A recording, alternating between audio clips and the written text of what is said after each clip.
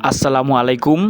এই নদীতে ইলিশ মাছের সাথে একটি অবিশ্বাস্য ঘটনা ঘটে গেছে, যেগুলা আপনারা শুনলে রীতিমতো অবাক হয়ে যাবেন যে এমন ঘটনা কিভাবে ঘটলো। তো আজকে আমি আপনাদেরকে বলবো, ভিডিওটি স্কিপ না করে পুরোপুরি দেখার অনুরোধ রইল।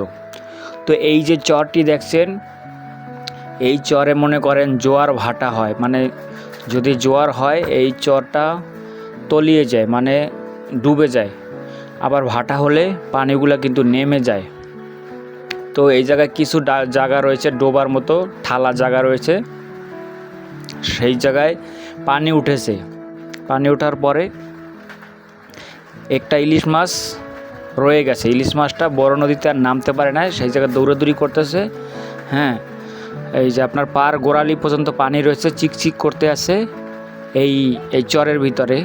তো পানিগুলা ভাটা লাগার পরে কিছু যুবক আছে যারা আপনার ওই যে গরু মহিষ নিয়ে এই চরে এসেছে। চরে আসার পরে দেখলো যে পানির ভিতরে কী যেন দৌড়াদৌড়ি করতেছে। পানির ভিতরে কী যেন দৌড়াদৌড়ি করতেছে। ওরা আবার কি করলো, কাছে গেল। কাছে যাওয়ার পরে দেখতেছে যে ইলিশ মাছ দৌড়াদৌড়ি করতেছে। কিন্তু ইলিশ মাছের গায়ে পানির ভিতরে থাকলে অনেক শক্তি, তারা কিন্তু উজান ঠেলে ওঠে। উল্টা দিকে ওঠে, পানি নিচে নামতেছে, তারা উপর দিকে ওঠে। এমন একটা তারা পানির ধাক্কা দিয়ে উপর দিকে ওঠে।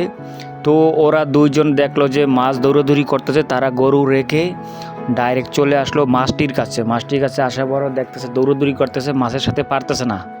জাল ছাড়া কিন্তু ইলিশ মাছ ধরা কখনোই সম্ভব না। তারা দৌড়াদৌড়ি করে ধরতে পারলো না। দুজনই ছোট, বেশি বড় না, হয়তো 12-13 বছর বয়স হবে ওদের। হ্যাঁ, তো অনেক চেষ্টার ফলে ওরা ধরতে পারে না। লাস্টে কী করলো, একজন বসে পড়লো। একজন এই সাইডে বসে পড়লো, শর্ট প্যান্ট পরা ছিল, বসে পড়ছে এরকম পা করে গেড়ে বসে পড়ছে। আর একজনে দৌড়ানি দিছে। দৌড়ানি দেওয়ার পরে ইলিশ মাছটি গিয়ে তার ওই যে একবারে পার ভিতরে 2 পার মাঝখানে ঢুকে গেছে। ঢুকে যাওয়ার পরে সেই ইলিশ মাছটি ধরতে পারছে।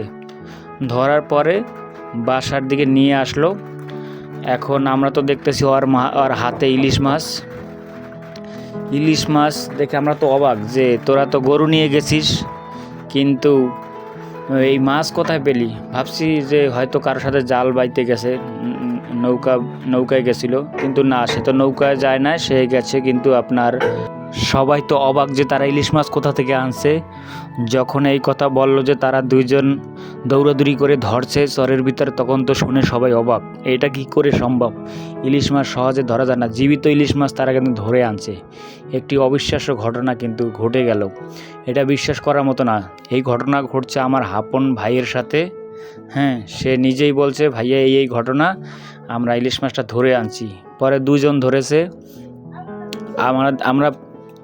আমরা পুরো মাছটাই কিন্তু নিয়ে নিচ্ছি, আর ওকে ওই মাছের অর্ধেক দাম দিয়ে দেওয়া হয়েছে।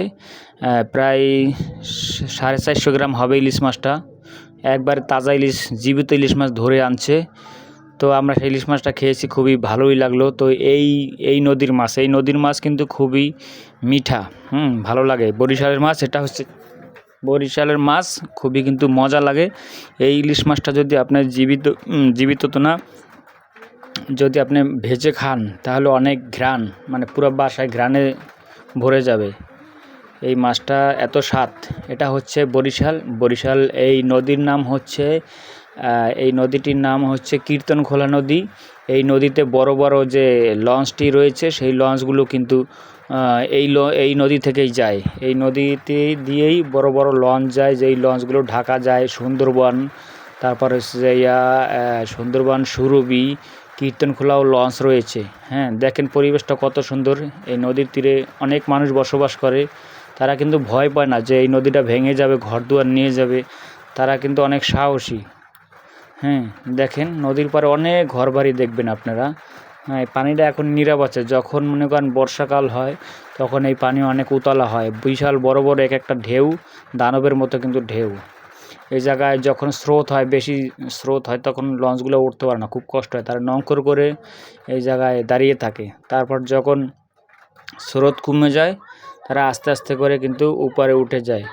তো এই ধরনের ভিডিও যদি আপনাদের ভালো লাগে অবশ্যই লাইক কমেন্ট শেয়ার করতে ভুলবেন না। ধন্যবাদ, ভালো থাকবেন।